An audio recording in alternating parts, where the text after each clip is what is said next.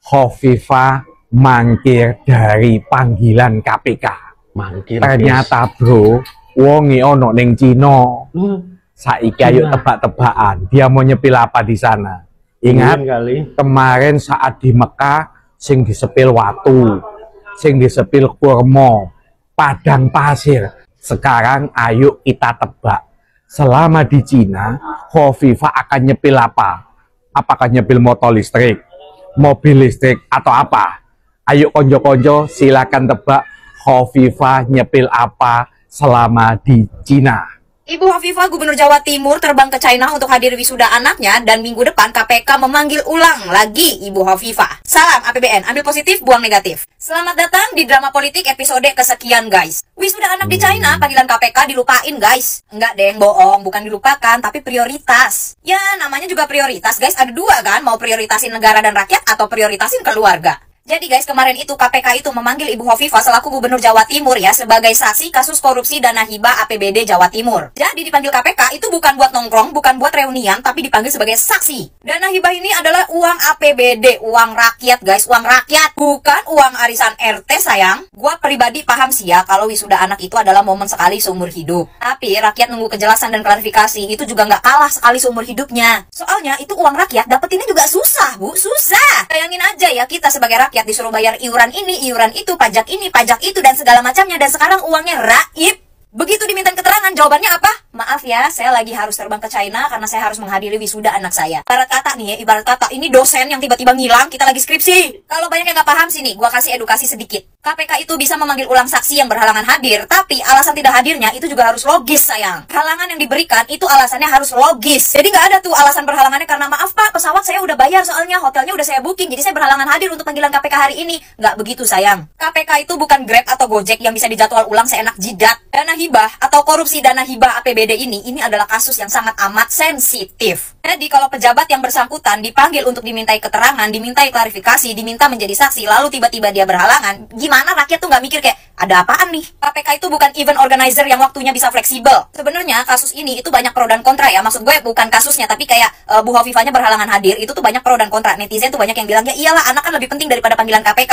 Tapi ada juga netizen yang mikir kayak, ya udah datengin aja dulu KPK-nya. Kenapa sih dimintain keterangan mesti kabur? Atau ada juga netizen yang bilang, sekali dipanggil berhalangan, nanti dipanggil lagi berhalangan. Lama-lama bisa nggak datang-datang, ujung-ujungnya nih kasus hilang. Dan permasalahannya, kalian tahu nggak sih, kalau permasalahan berhalangan kayak gini nih bukan sekali dua kali. Tokoh publik yang dimintai keterangan terus tiba-tiba berhalangan itu nggak sekali dua kali. Banyak banget alasannya. Ada yang tiba-tiba pergi umroh, pergi haji, ada yang tiba-tiba sakit, entah tiba-tiba lagi di negara mana. Tapi apa? Rakyat itu setia menunggu klarifikasi dari para pejabat-pejabat yang selalu dimintai keterangan oleh Kejagung, oleh KPK, oleh siapapun itu. Walau seringnya rakyat ujung-ujungnya di PHP. Kalau para pejabat-pejabat elitnya bisa mangkir saat dimintai keterangan, bisa tertunda dulu, bisa ditunda dulu saat dimintai keterangan. Kenapa rakyat waktu nyolong kayu, nyolong sendal, dan segala macam harus sesuai waktu menghadiri sidang pengadilan? Untuk kasus Bu Hovifah ini menurut gua ini bukan kasus sepele ya, bukan kasus kecil ya. Karena mengingat Jawa Timur itu adalah wilayah yang besar, wilayah yang luas gitu ya. Jadi ini bukan masalah sepele, apalagi masalah dana hibah. Yang dimana kita semua tahu kalau uang itu adalah sensitif. Gua berdoa, kita doakan semuanya ya supaya KPK bisa berlaku adil, bisa melakukan penyidikan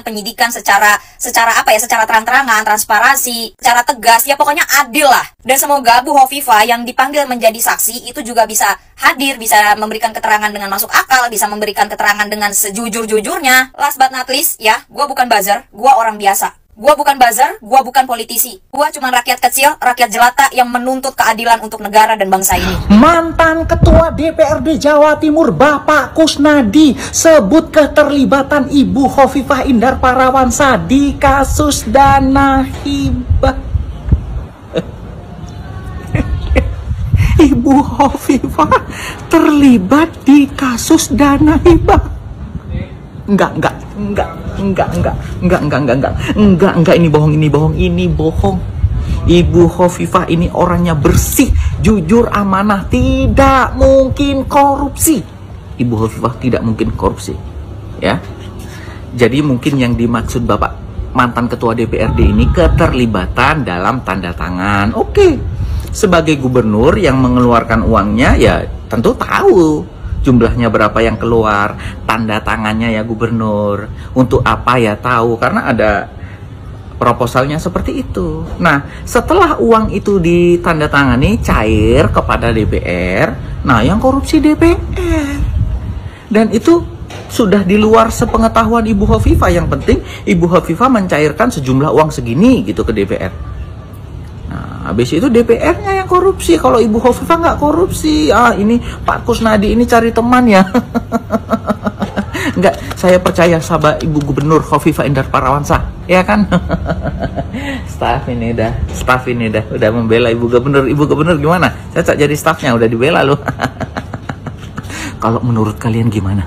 Ibu Hovifah ini ikut terlibat dalam kasus korupsi dana hibah Pokmas APBD Jawa Timur tahun 2021-2022 atau enggak?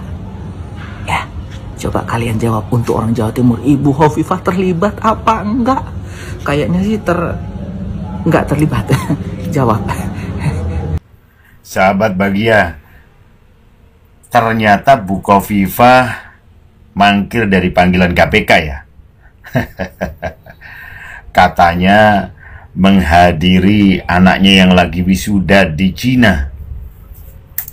Ayo tebak-tebakan sampai aku. Tebak-tebakan kira-kira Bu Hovifah nanti di negeri Cina itu nanti yang di-spill apa ya? Ya biasanya kalau di Arab Saudi kemarin itu kan yang di-spill kurma, pasir gitu kan. Nah kira-kira kalau di negeri Cina ini Bu Hovifah nanti spill apa? Kira-kira nanti dia bikin VT-nya apa ya? Apa permen dari Cina? Apa sepeda listrik? Apa motor listrik? Apa robot listrik?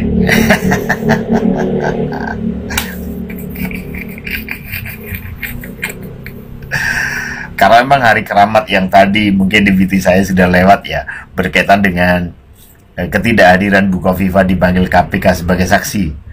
Ataukah memang hari Jumat ini menjadi hari keramat yang betul-betul ditakuti oleh para pejabat yang pada saatnya memakai baju oranye karena harus hari Jumat datang ke KPK.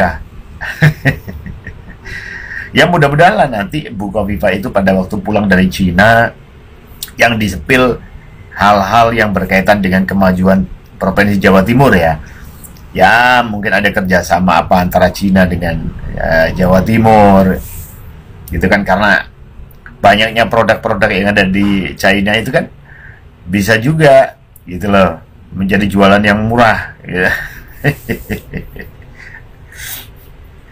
Anda bisa melihat apakah memang sengaja ataukah mangkirnya Gubernur Jawa Timur dipanggil KPK ini sebagai bentuk hanya kebetulan saja karena beliau harus mendatangi wisuda anaknya yang ada di sana, atau sengaja membelokkan sejarah dulu sebentar. Sejarahnya mestinya ke KPK, belok sejarah rekreasi ke Cina dulu gitu. Apa bagaimana? Terserah Anda lah. Yang penting di sini ada barang-barang fashion bagus, ada celana bagus lah pokoknya ya. Jadi jangan ragu-ragu ya. Jadi komentar Anda kira-kira Bu Hovifah komentar di sini. Berangkat ke Cina itu karena mangkir atau karena kebetulan ada giat atau ingin merubah sejarah Jawa Timur jadi sejarahnya Cina ya. Di kolom komentar ya teman-teman ya.